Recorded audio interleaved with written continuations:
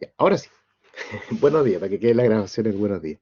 Vamos a revisar entonces la oración número 2. Decíamos que la pregunta uno dice, la historia de Judith es cuestionada por algunas teólogas actuales, algunas decíamos, no todas, y la respuesta correcta era la C. Dice, por el uso desmedido del factor de seducción y de belleza del personaje. Acuérdense que Judith, esa era la forma en que mataba al enemigo, ¿no es cierto? No era ninguna de las otras, porque por simbolizar toda su nación, todo lo contrario, en eso estaban todos de acuerdo, porque Judía acepta los elogios de su pueblo, otorgándose todo el mérito, eso no era cierto, porque ella más bien le da el mérito a Dios. Y la última ladera, porque ensombrece el personaje al asesinar al general enemigo. No, ninguna parte, nadie hace, uno podría hacer un reparo sobre eso, es verdad, pero ninguna teóloga, según lo que vimos, hacía algún cuestionamiento con respecto a eso. Entonces era la letra C. La pregunta 2 dice la expresión del Salmo 87, 2, versículo 2 al 7, dice, todas tus fuentes están en ti, y se refiere a Jerusalén, la hija de Sión. Eso lo vimos cuando hablamos de las imágenes de femeninas, ¿se acuerdan? La ciudad de Jerusalén como la hija de Sión. Entonces se estaba como ejemplo esa expresión del Salmo. No era la reina Esther, no era Judith, no era tampoco la sabiduría. Siempre hay una alternativa que puede, que entre comillas, puede, para hacer pensar, puede haber sido la sabiduría, pero no es la sabiduría. Era claramente, además que era una expresión geográfica, entonces tenía que ser un lugar, por lo tanto, geográfico, Jerusalén. La pregunta 3 dice, el rey Acaz pide al profeta Isaías que Dios le dé una señal en relación a la guerra que se avecinaba. El profeta le da la siguiente señal al rey. Es la letra B. Una doncella capaz de concebir y dar a luz un hijo que trae paz y esperanza. No era que la doncella diera a luz un hijo que los guiara a la victoria. Fíjese que eso también podría haberse prestado como, pero es cierto que la doncella va a dar a luz, hasta ahí vamos bien, pero en ninguna parte dice que ese hijo los va a llevar a la victoria, sino que habla más bien de la paz y la esperanza. Las otras eran una mujer joven embarazada y sin nombre que simboliza el sufrimiento por la guerra. Son un montón de temas pegoteados ahí que no, pero que no tiene que ver con lo que el profeta le dijo al rey. Y dice la doncella tendrá un hijo del rey y se llamará Emmanuel. Claro, aquí alguien puede haberse quedado con el tema de Emmanuel, que efectivamente es el nombre que se le da, pero no dice en ninguna parte del profeta que esa doncella, que ese hijo va a ser del rey. En ninguna parte dice eso, del rey Acaz. Entonces, sí, es verdad lo de Emmanuel. Entonces, siempre tienen que buscar la que es completamente cierta, en este caso era la B. Esa puede haber tenido algún problema para algunos. ¿Hasta aquí alguna consulta, duda sobre esto?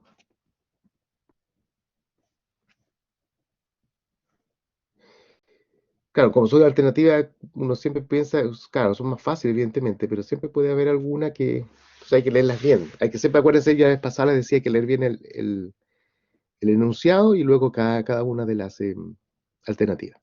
La 4 era, la expresión dolores de parto, que se utiliza en los textos bíblicos, significa, era la letra B, la respuesta correcta, que es un dolor que contiene, sin embargo, la esperanza del nacimiento del Mesías, del nacimiento de un hijo en general. En esta es la 4. Claro, porque la primera era que la vida sin Dios es solo angustia y tribulación. Sí, ese era un poco un distractor, ¿no? Porque desde la perspectiva creyente dice, claro, pero parece que el parto, más todavía la que son mujeres, la que ya alguna, si ya es madre, lo sabe, más que uno, por cierto, siempre hay un dolor, pero es un dolor que contiene esperanza. De hecho, algún texto bíblico dice, la mujer sabe que después de esos dolores de parto viene la alegría de que le nace un hijo. Entonces, es un dolor con sentido, es un dolor con esperanza. Claro, después dice el sufrimiento del pueblo de Israel en toda su historia. Sí, es verdad que también se usa sobre eso, pero lo más exacto era esta. Y la última, bueno, la última claramente no era, se podría haber utilizado otro ejemplo de dolor, sí, pero la gracia del dolor de parto es eso, que no es solo dolor, no es un sufrimiento sin sentido, es un dolor que contiene el nacimiento del hijo y por lo tanto del Mesías que contiene una esperanza. La 5 dice, el cántico que hace Ana agradeciendo el nacimiento de su hijo Samuel, primera de Samuel 21:10, tiene una similitud y paralelo con otra oración bíblica, que la vimos, si no me equivoco, la semana pasada, la oración de María, el Magnificat. Y lo habíamos dicho, de hecho yo lo recordé la semana pasada cuando lo vimos, es la letra D. No es la oración de Moisés, por cierto, no es la súplica de Agar, todas son oraciones de verdad, también Judí también hace una oración. Pero el cántico que hace Ana, cuando da gracias porque le nace este hijo Samuel, que ya lo había pedido, es un paralelo y muy símil al Magnífica de María en Lucas 2. Entonces, esa era la letra D. La pregunta 6 era, ¿fue capaz, es una cita, ¿no? Fue capaz de dejar a su pueblo, su historia y su religión y optar por quedarse y no dejar sola a otra mujer que la necesitaba? Nos referimos a, era la letra B, ¿no es cierto? Ruth, aquella que había, ¿no es cierto? Había dejado justamente todo esto por acompañar a su suegra, ¿se acuerdan? Noemi. Claro, aquí había que estar bien atento porque estaba la historia de Esther, estaba la historia de Judith, estaba la historia de Judá, pero era Ruth, claramente era Ruth. La pregunta número 7, decía encontrar y recuperar la experiencia contemplativa de las mujeres. Cobra importancia para nuestro curso La mujer en la Biblia, ya que esto significa, esto fue una clase, ¿no? Y lo explicamos bastante, era la letra B, que la mujer fue creada por Dios a su imagen y semejanza con la misma dignidad que el varón. El tema de la oración, de la contemplación, de la experiencia contemplativa, tenía que ver con eso. Dice, la oración de las mujeres son más escuchadas que la de los varones. No, no era eso, claramente. No es relevante para el tema del curso. O sea, era por deducción que imposible que fuera eso, si no, no hubiésemos tratado el tema. Entonces, no tenía el sentido, ¿no? Ninguna de las anteriores. Mira, esa pudo haber sido a lo mejor distractor para alguno, ¿no? Pero era la B, claramente la B. La otra, yo creo que estaba fácil, ¿no? La pregunta 8, que es un verdadero y falso ya. Según el artículo de María Eugenia Iriarte, que yo les pedí que leyeran, más lo visto en clase, porque hubo cosas que se retomaron, los libros sapienciales presentan a la mujer ideal como sabia y prudente, pero además personifican a la sabiduría como imagen femenina. Era verdadero. Tanto en clase, ¿no es cierto? Lo vimos cuando hablamos de las imágenes femeninas, cuando hablamos de la sabiduría, que se personificaba, y la autora del artículo también lo decía. La pregunta 9, estas últimas son todas de verdadero y falso, dice, según Iriarte, la misma autora, la única mujer que aparece como juez en el libro de jueces, valga la redundancia, es Débora. Es verdadero. Ella lo dice y es ella. En eso no hay mucho que decir. Y la última, la pregunta 10, el rey Asuero se dejó vencer por la astucia y belleza de Judith. Falso. ¿Por qué era falso? Porque el rey Asuero es el que aparece en la historia de Esther, de la reina Esther. Esa vez también había que estar atento, ¿ah? Porque uno dice, claro, sí, se acuerda que Judith venció con su astucia, su belleza y todo, pero fue a Holofornes, no a Asuero. Entonces ahí, ese era un poquito, por alguien se puede equivocar en eso. Bien, no sé si preguntas sobre alguna todavía pregunta o ya les queda un poquito más claro. ¿Todo bien? Entonces sacamos esto. Qué bueno. Ya, perfecto.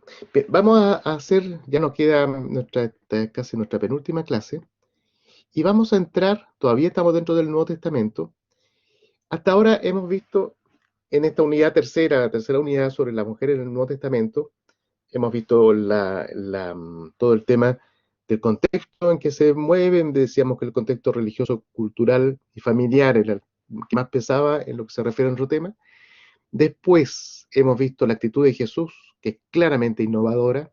Eh, Insisto en algo, más que en el discurso, en la actitud. No es que Jesús diga, y ahora las mujeres van a tener que... No, no lo dice. En los actos, en las actitudes que él tiene, y luego hemos dicho no solo con ellas, sino con todas las personas. No hace ningún tipo de exclusión, y por lo tanto a las mujeres tampoco. Pero luego hemos visto también cómo de pronto la primera comunidad también da un paso, ¿eh?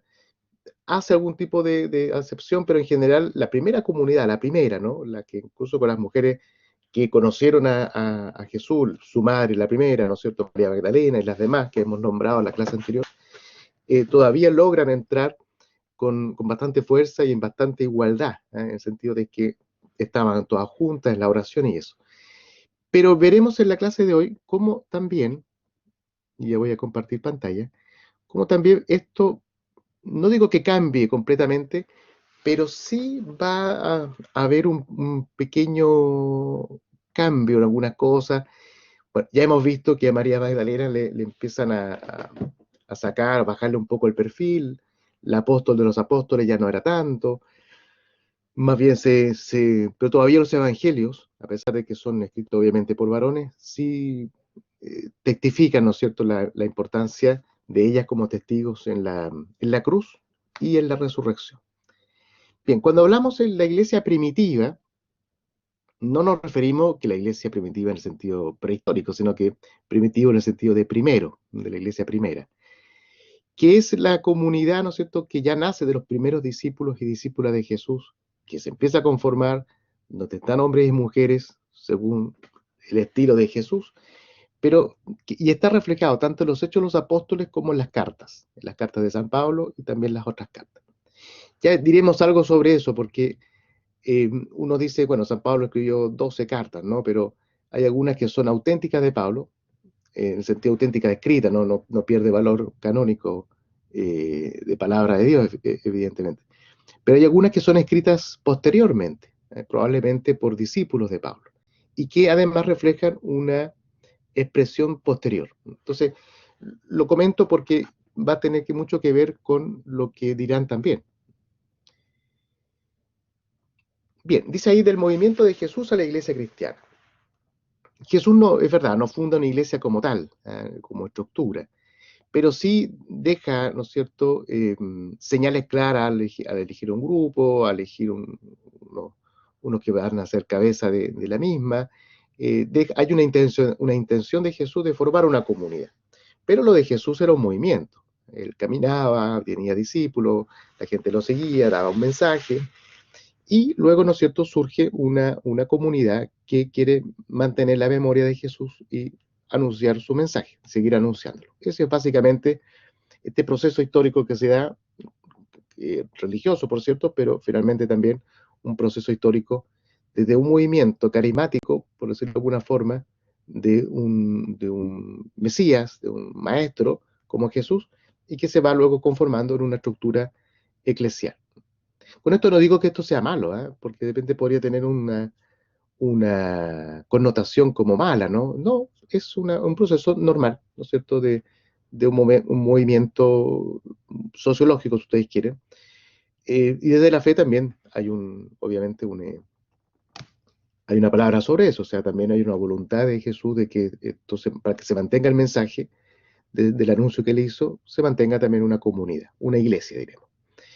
Ahora, esta iglesia primitiva en sentido, como le explicaba antes, como primera iglesia, tiene esta tensión primera, ¿no? También, y aquí entrando al tema nuestro, entre la valoración que Jesús hace de la mujer, que ya nos queda muy claro, pero también con el machismo, con la estructura que existía en la época, que trasciende incluso el mismo judaísmo, también está del Imperio Romano, está en general en la cultura de la época y no tan de la época. Coloco ahí, bueno, ya lo explicaré la imagen, pero sin embargo, y a pesar de esto, la cuarta parte de los que colaboran con Pablo, ¿cierto? Que ustedes saben que San Pablo no está dentro de los 12, pero es de los apóstoles que luego va a cobrar mucha importancia porque va a ser el más misionero, el que va a sacar el mensaje de Jesús fuera del ámbito de los judíos, irá, bueno, a Grecia, llegará incluso a Roma, y por lo tanto él va formando muchas comunidades en diferentes lugares, la funda y luego sigue avanzando y envía cartas a estas comunidades. Y por eso que tenemos luego en el Nuevo Testamento tantas cartas de San Pablo a los Efesios, a los Corintios, a los romanos, a pesar que Roma no es una comunidad que él funda, pero le envía una carta antes de ir. Bueno, en estas cartas y en los hechos se refleja que buena parte, una cuarta parte, de los que colaboran con él son mujeres. Se habla, por ejemplo, y esto aparece en la carta a los romanos. Yo no sé si alguien alcanzó a leer el artículo que yo les dejé la semana pasada, pero ahí la autora habla del capítulo 16 de la carta a los romanos. Muy bien, Paula. No sé si alguien más lo leyó, porque ahí habla de las mujeres de la testigos, ¿no es cierto?, de la resurrección. Y exactamente, y se comentan las cartas, y ese capítulo 16 de la carta a los romanos, que es un capítulo muy emblemático, es un capítulo larguísimo, que San Pablo, todas las demás cartas que escribe, las escribe después que funda las comunidades, o que por lo menos había pasado por ellas. Roma era una comunidad que ya estaba, que ya habían fundado otros, y San Pablo más bien escribe una carta antes de ir. Y el último capítulo de esa carta es larguísimo, y son prácticamente puros saludos. Dicen que era un poco para validarse, por eso nombra tanta gente, para validarse antes de llegar. Y nombra ahí muchas mujeres, y entre ellas esta Febe, que además, aparentemente, es la que lleva la carta. Acuérdense que no existiera un correo, más todavía ellos eran perseguidos, entonces tampoco era que fuera tan fácil, ¿no? Esta Febe, además, es la que lleva la carta. Dice, les recomiendo a nuestra hermana Febe, diaconisa de la iglesia de Cencreas, para que la reciban en atención al Señor, como merece una persona consagrada, ayudándola en todo lo que necesiten ustedes. Ella ha protegido a muchos, empezando por mí. Y luego empieza con una serie de saludos, muchos. Es interesante que si tienen alguna Biblia, lean ese capítulo 16 de la carta a los romanos. Bueno, ¿por qué es tan importante esta Febe? Y es la imagen que ahí aparece. Ella era una diaconisa, una diácona. Ustedes saben que las que son de iglesia, tanto católica como las iglesias evangélicas, existen, bueno, los pastores, los sacerdotes y también los diáconos.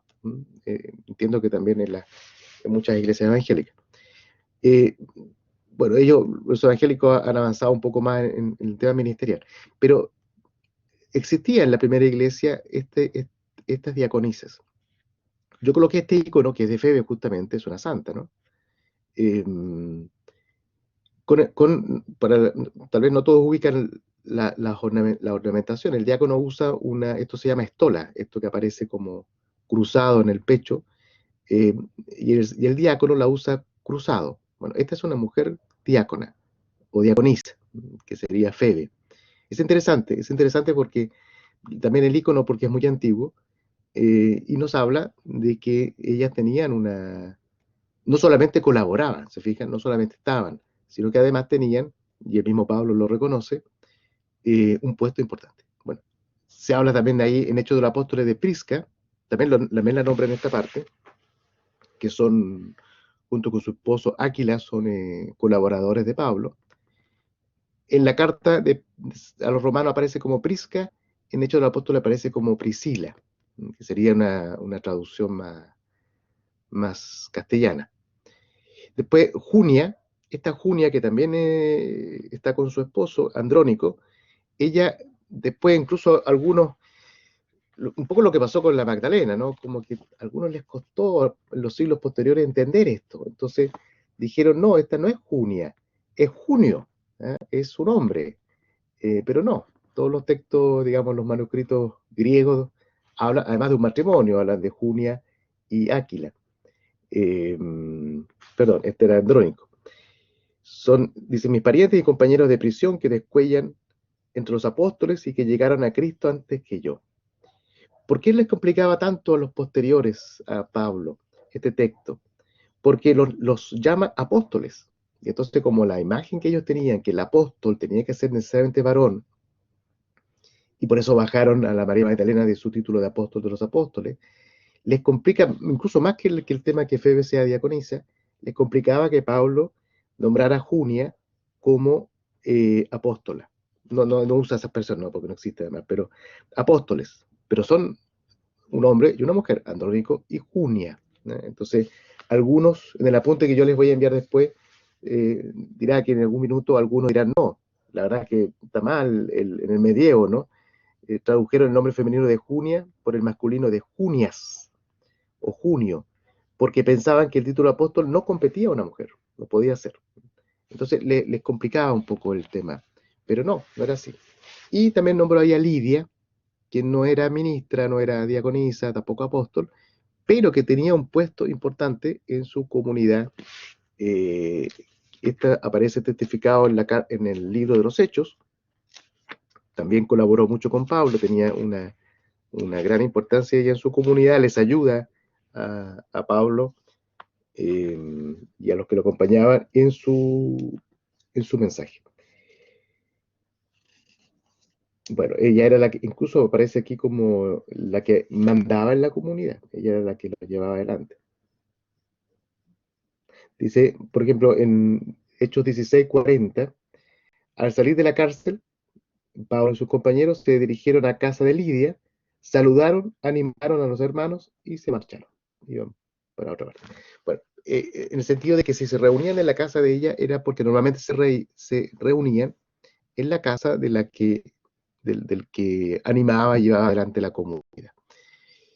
Bien, esto a propósito de la época en que se va desde el movimiento de Jesús a esta iglesia cristiana que se forma.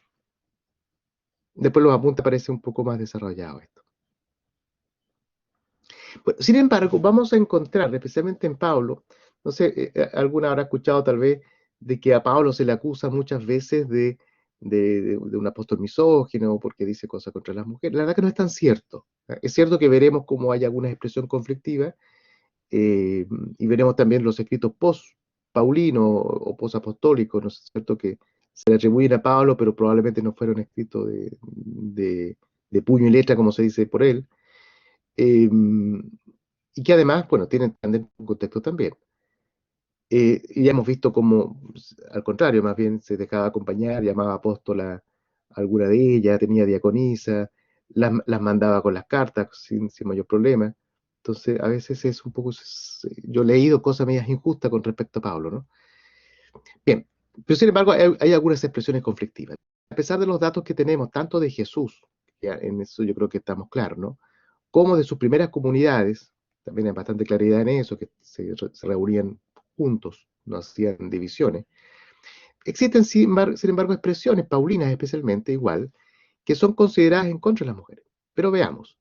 Por ejemplo, una tiene que, dentro del contexto de la primera carta a los Corintios, que sí es una carta auténtica de Pablo, escrita de puño y letra, pero hay que decir que la comunidad de los Corintios era una comunidad, y si alguna de ustedes la ha leído o se anima a leerla, es una comunidad que estaba en conflicto por muchas cosas, de muchos tipos, de conflictos sociales, conflictos morales, no habían entendido varias cosas, entonces San Pablo en esa carta está lleno de exhortaciones, recomendaciones, incluso de llamadas de atención por cosas que no estaban haciendo bien.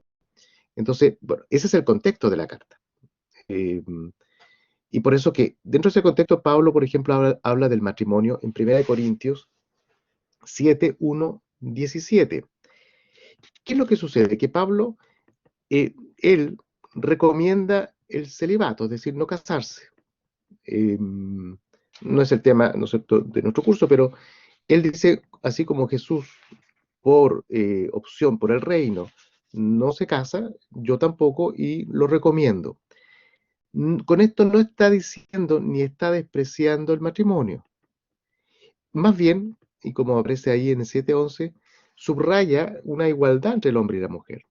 ¿Por qué? También es un tema que aparece en los evangelios, que a lo mejor no lo vimos, pero que a Jesús le plantean el tema obviamente no estamos pensando en el divorcio actual, pero decía la ley de Moisés que el hombre podía despedir a su mujer en caso de adulterio o en otros casos. Ahora, según la cultura de la época, si hacían eso, las dejaban, hoy día uno podría decir no, pero en ese tiempo sí, las dejaban, ¿no es cierto?, desprotegidas. Jesús dice, no es así, no pueden hacerlo unilateralmente porque las dejan, ¿no es cierto?, en indefensión, y además dice que la mujer también podría hacerlo. Entonces hay una igualdad. ¿Qué dice el 7:11? Dice, bueno, comienzo del 10. A los casados les ordeno, no yo, sino el Señor, que la mujer no se separe del marido. Pero si se separa, que no se case con otro o se reconcilie con el marido, y que el marido no se divorcie de su mujer. Eh, Pareciera a primera vista que deja a la mujer en mala posición, evidentemente. Pero dice al final, y que el marido no se divorcie de su mujer. O sea, ni uno ni otro. Para ellos tiene que haber parecido muy extraño, porque el hombre sí tenía derecho a separarse, la mujer no. Pablo, bueno, recomienda que no lo haga ni uno ni otro, eh, pero entonces por eso dice que las deja y deja a ambos en una cierta igualdad. De todas maneras, no es un desprecio al matrimonio.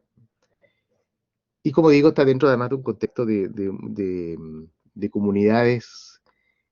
Corinto es Grecia, ¿no? Que tenían mucha gente de origen judío, pero ya también mucha gente de origen griego, que tenían otras mentalidades también con respecto a esto.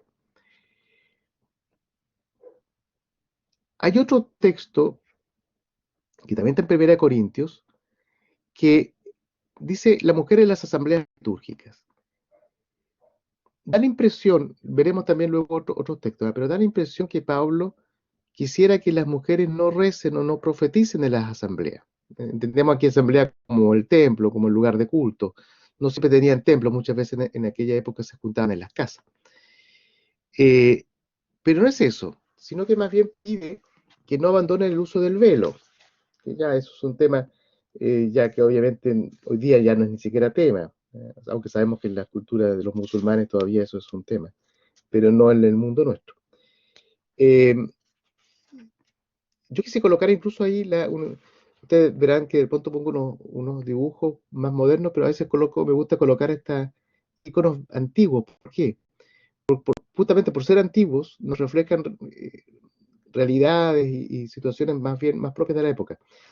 En el icono que está ahí, probablemente en una catacumba, aparece esta mujer, claramente es una mujer que está con el velo, evidentemente, y está rezando, ¿no? Está con las manos alzadas, y el resto de la comunidad, que por lo que se alcanza a distinguir es mixta, eh, está escuchándola. O sea, por ser un ícono antiguo, ¿qué nos manifiesta? De que sí, en las primeras comunidades ellas podían tomar uso de la palabra, podían rezar, podían conducir una comunidad en la oración, lo cual no es menor.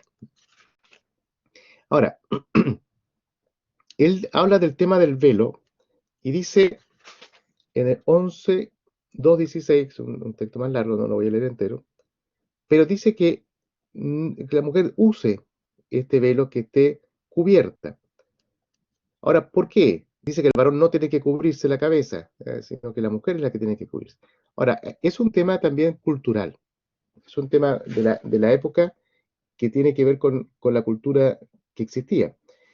Eh, Algunos dicen que también Pablo cedió un poco con los varones, pero no les dice a las mujeres que no hablen ni profeticen, sino que más bien para calmar un poco a los varones. Además, había un tema de que la comunidad de los corintios, especialmente en sus asambleas, eran muy desordenados. Había un tema de mucho desorden y por lo tanto también lo que buscaba San Pablo era que hubiera un orden en el culto. De hecho, esta carta, y en ese capítulo 11, un poco más adelante, San Pablo los va a retar porque dice que algunos llevaban mucha comida y comían y tomaban mientras otros pasaban hambre. Y él dice, no es lo que aprendimos del Señor, que simplemente consagró un pan y un vino, y no era una cena. Entonces había mucha confusión, mucho desorden en general.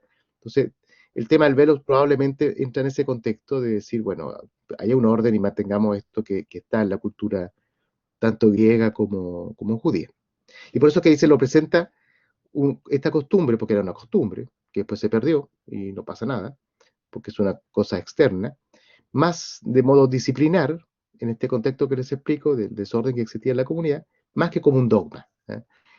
¿Cuál es el problema? Que a veces, incluso se puede pasar hoy día, yo no sé, ustedes, yo me imagino que no todas, pero más de alguno o de alguna, eh, pertenece a alguna comunidad cristiana, evangélica, católica, no sé, y a veces nos puede pasar que colocamos cosas disciplinares, que pueden estar, y si no están, no pasa nada, eh, como si fuera un dogma. Es decir, dogma se entiende como una verdad de fe.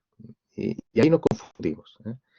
Entonces, el velo sí, era importante para ellos en ese tiempo usarlo. Entonces, San Pablo dice, bueno, si se van a escandalizar tanto, y ahí dice, para no escandalizar a los cristianos de origen judío, que sí les importaba el tema del velo, bueno, ya que lo usen. Pero tampoco es importante. Es como el tema de comer carne, o en ese tiempo no comían ciertas carnes. Entonces, San Pablo dice, nosotros vivimos de la libertad los hijos de Dios.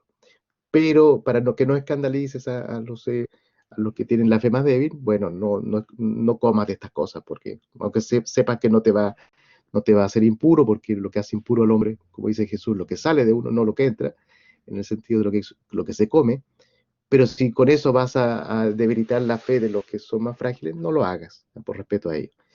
En esa misma línea es lo que Pablo dice, bueno, que usen las mujeres el velo, en el fondo para no escandalizar a estos de origen judío. Pero en esos términos. Hay una frase que también está en la primera de Corintios, que son dos cartas además y son largas dentro del contexto, hay otras cartas que son muy cortitas, que dice lo siguiente, y lo cito textual, dice que las mujeres guarden silencio en las asambleas, pues no les está permitido hablar. Eso es un texto conflictivo. ¿eh? Ahora, si ustedes recuerdan, yo creo que al inicio del semestre, cuando empezamos este curso, estoy seguro de haberlo dicho, como tengo 3 secciones, pero a lo mejor puede ser que en esta no lo dije, pero hay una frase que en Biblia usamos y que siempre hay que eh, tenerlo presente. Decimos, un texto sacado de contexto es un pretexto. Claro, si uno saca un texto así con pinzas, ¿no es cierto?, de la Biblia, hay un versículo en un salmo que dice Dios no existe, ¿no? Así tal cual. Pero claro, el contexto dice que el necio dice para sí, Dios no existe, y bueno, pero claro, si uno lo saca de contexto, claro, puesto así, y esto está tomado tal cual, claro que nos produce ruido, ¿no? Dice esto, bueno, ¿qué es esto, no? Más de alguno dirá, bien, ¿eh? Veamos. Ahí pusimos a San Pablo escribiendo sus cartas, ¿no? Se sabe que las escribía él, pero muchas veces también tenía secretarios. Él dictaba más bien y había alguien que la escribía. Bueno, es un texto que claramente choca con nuestra mentalidad actual, ¿eh? Lo cual no debe ser raro, ni no nos debe asustar ni escandalizar, es normal. ¿eh? Siempre, como yo les decía al inicio del curso, finalmente hay que sacar el contenido desde adentro, ¿no? Lo que efectivamente el mensaje quiere decir. No nos quedarnos tanto en las formas, ¿no? Porque evidentemente las formas son de 2000 años atrás. Choca con nuestra mentalidad. Y también choca, es cierto, con lo que hemos visto de Jesús y sus comunidades. O sea, no nos imaginamos a Jesús diciéndole eso a la María Magdalena o a su propia madre. eh, Más bien vemos a María, ¿no es cierto?, diciéndole, haga lo que él les diga, ¿no? Más bien, él lo hace callar un poco a él para que haga lo que tiene que hacer. Entonces, también hay que evaluar los textos dentro del contexto más largo, ¿no? Entonces, claramente como que no encaja mucho. Y por eso mismo, algunos teólogos, algunos biblistas dicen, pudo haber sido un agregado posterior, lo cual no tampoco es tan raro, muchas veces por un tema acuérdense que antiguamente no existía la imprenta, ni la fotocopia, ni el escáner, ni nada de eso. Entonces, todo era con copistas.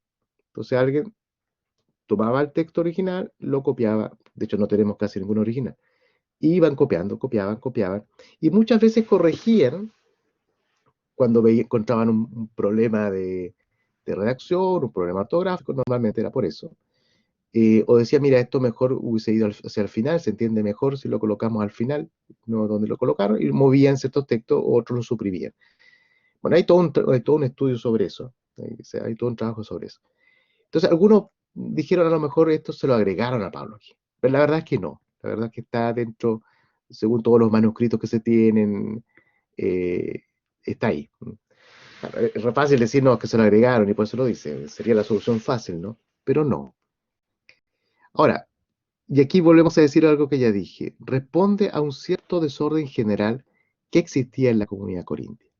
Entonces, al parecer, porque habla incluso de los carismas, de los que hablan en lengua, que también Pablo dice, bueno, si alguien habla en lengua, pero que haya otro que traduzca lo que está diciendo, porque si no es un griterío que nadie entiende.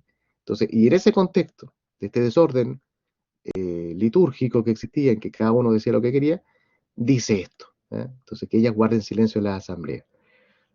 Es un texto que está así, fuera sacado de contexto, o así puesto solo, eh, duro, ¿no? Espero que a nadie se le ocurra colocarlo en la puerta de su lugar de culto, ¿no? Sería bastante feo, ¿no?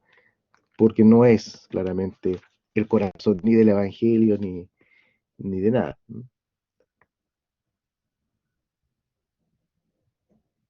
Pero luego dice, en el mismo capítulo dice, ¿acaso salió de ustedes la palabra de Dios? ¿Acaso les llegó solo a ustedes la palabra de Dios para todos? Aspiren, dice, al don de la profecía y no impidan hablar en lenguas desconocidas.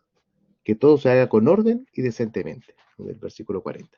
Esa es el punto importante. Y lo otro, lo que aparece ahí como último punto, recuerden un texto que yo ya cité en la carta a los Gálatas, que también es una carta auténtica, se debe partir siempre de este principio paulino.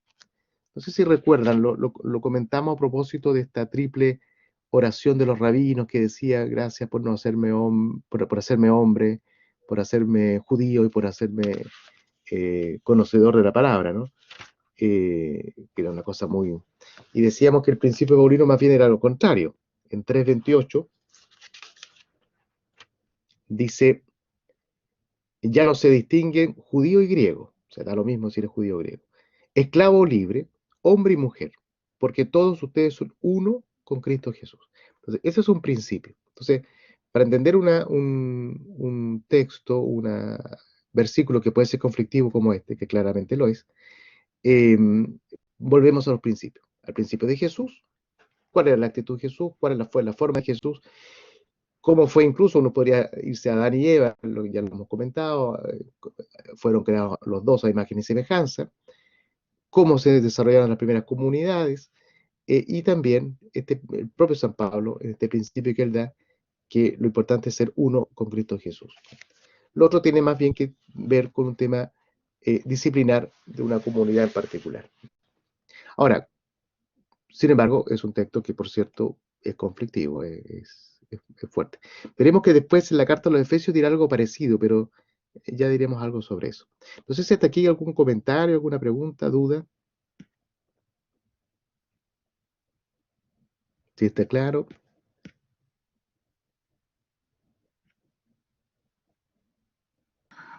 Todo claro, profe. Perfecto, muchas gracias. Bien, vamos a ir entonces a lo último.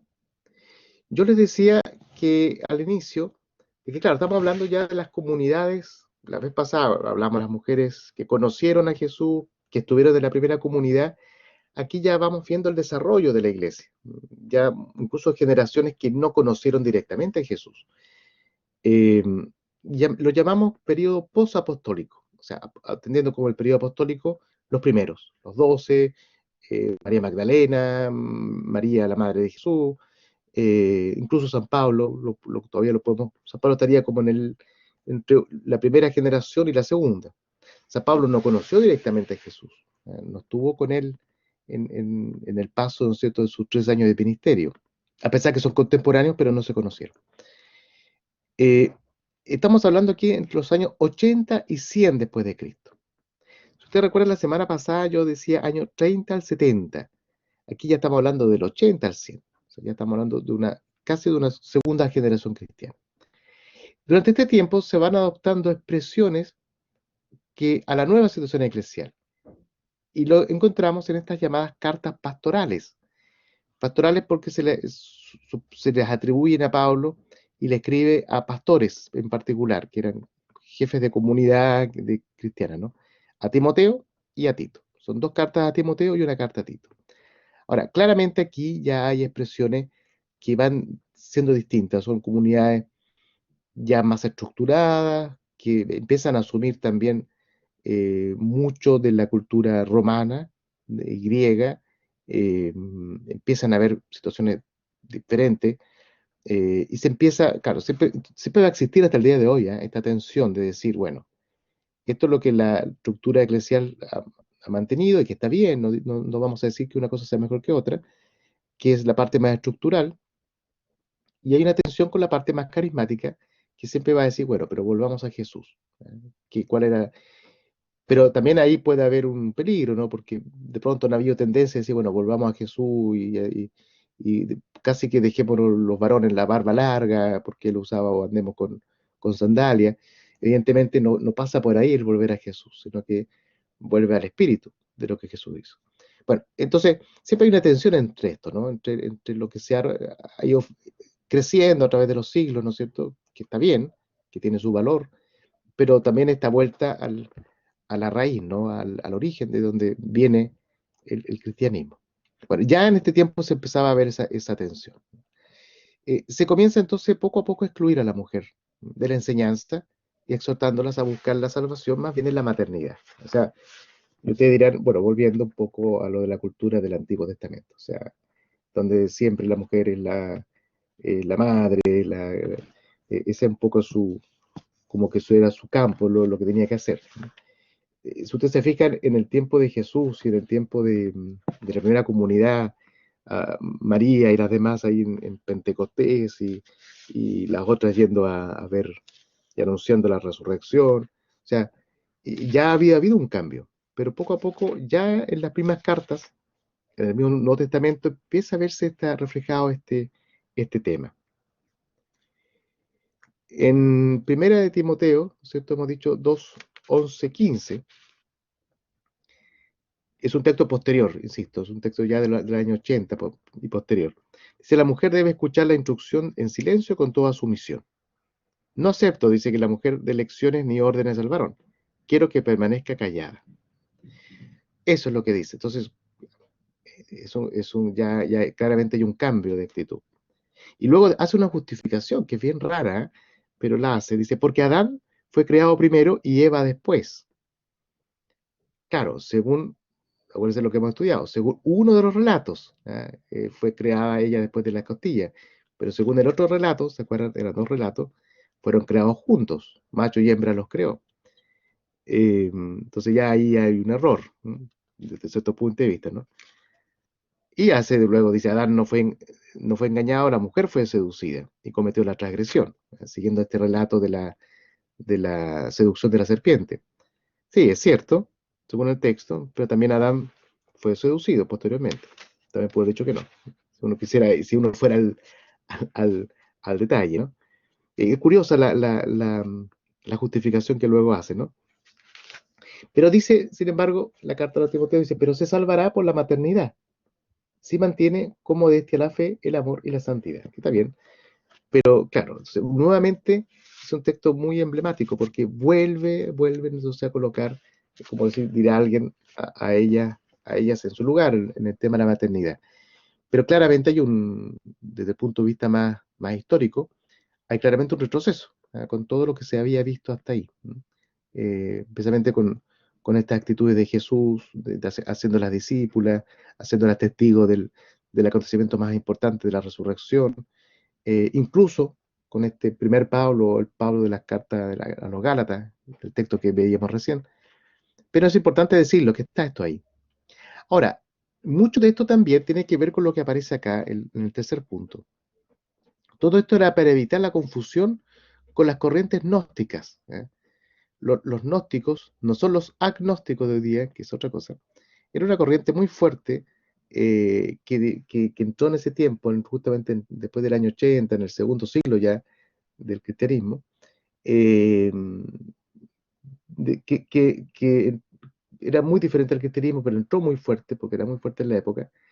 Y entonces, en esa confusión, los apóstoles, los encargados de las comunidades de ese tiempo, la iglesia, eh, trató de contrarrestar esto y entre muchas cosas limitó también la participación de la mujer. O sea, entre muchas limitaciones que se hicieron, también se quiso hacer esto.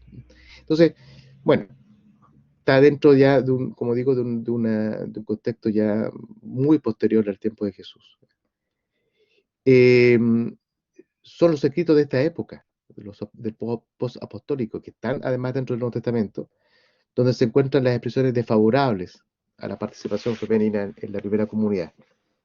por ejemplo, en el que acabamos de leer, de Primera de Timoteo, pero también en la carta a los Efesios. Efesios y Colosenses también son cartas muy posteriores. Entonces, en Efesios va a decir algo muy parecido a lo que acabamos de ver. Lo leo. Efesios 5, 24. A ver, si me da un segundo, porque me equivoqué de carta. Aquí está. 5:24. Dice, así como la iglesia, así como la iglesia se somete a Cristo, de la misma manera las mujeres deben respetar a todos, en todo, a los maridos. Ahora, ese texto es cierto, dice eso, pero también luego dice que los maridos amen a sus esposas como Cristo amó a la iglesia. Es un texto más bien en que San Pablo o el autor de la carta quiere resaltar el amor que Cristo tiene por su iglesia. Y hace esta comparación con el matrimonio, pero los deberes los tira para un lado y para otro. Es menos conflictivo que el anterior, de la primera de Timoteo. Bueno, pero como digo, responde también a una época. Entonces hay que decir que aunque el Nuevo Testamento, como yo dije al inicio de esta última unidad, es cierto que es más corto, que responde a un tiempo más acotado, pero igual son 120 años que cubre y en el que fue escrito. Entonces, por lo tanto, también claramente entre los primeros y lo último que se escribe ya hay ciertas, son textos además seleccionados, ciertas diferencias. Lo importante es quedarnos con lo fundamental, que es el Evangelio, y después también con la idea central, que yo claramente va en otra línea. Pero sí, en esta clase yo quería mencionar todos estos textos porque incluso alguien le puede preguntar, bueno, también de este curso de la mujer en la Biblia, ¿y han visto los textos? Y les pueden sacar a colación justamente muchos de estos textos. Hay que reconocer, son complejos, son conflictivos, da la impresión, especialmente estos últimos, que como son de la época más posterior, claramente en muchos había una intención de dar un paso atrás a lo que Jesús había dicho, y que responde, como digo, hasta el día de hoy, a esta cierta tensión que existe en el tema de la mujer, pero en otros temas también. Y ahí está esa tensión entre lo carismático, lo del espíritu, lo del volver a los orígenes, con el mantener y conservar la estructura, de sentirse seguro en lo que se tiene. Es una tensión propia de todas las iglesias, de todas las comunidades. Bien, no sé si consultas, dudas, estamos casi en el tiempo. Bien, nos va a quedar una clase la próxima semana. Acuérdense, le aprovecho de decir, como ustedes son el curso el día lunes, vale, como ustedes son el curso el día lunes, el día 20, bueno, el próximo lunes 21 tenemos la última clase, vamos a hacer entre síntesis y también algunas perspectivas teológicas a futuro. Gracias, Isidora y Pablo. Eh, el 28, en cambio, es feriado. Entonces, yo sé que esa semana ya entran eh, al periodo de pruebas finales y exámenes. Entonces, como habíamos quedado, pero lo vuelvo a recordar, nosotros vamos a hacer nuestra prueba final, no examen, insisto, no es examen, no es que tengan que volver a estudiar lo que vimos al inicio del semestre, sino que solamente lo que hemos visto del Nuevo Testamento posterior a la segunda prueba que revisamos al inicio. Y ese sería el 5 de julio, el lunes 5 de julio. Ese día, en la modalidad que hemos hecho hasta ahora, vamos a tener nuestra prueba final. Entonces ya nos quedaría una clase y el examen para el día 5 de julio. Bien, voy a subir entonces el PDF del resumen de la clase de hoy, la presentación y también la grabación que va a quedar. Que estén muy bien, cuídense, que tengan buena semana.